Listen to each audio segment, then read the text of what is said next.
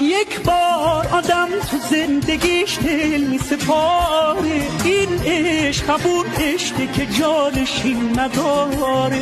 من موندم و تو موندی و ناباوری هامون، هنوزم قلبمون از هم دیگه فاصله داره. میگی در ره عشق از اون پاکیزه هاشی، خدا کنه عزیزم حقیقت گفته باشی. اگر توی قلبم واسه هاشون ساختم، مواظب باش عزیزم اونو از هم نپاشی.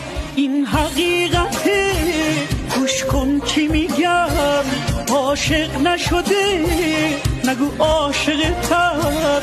عزیزم عاشقی دل پاکی میخواد، گذشتن از خطر بی باکی میخواد.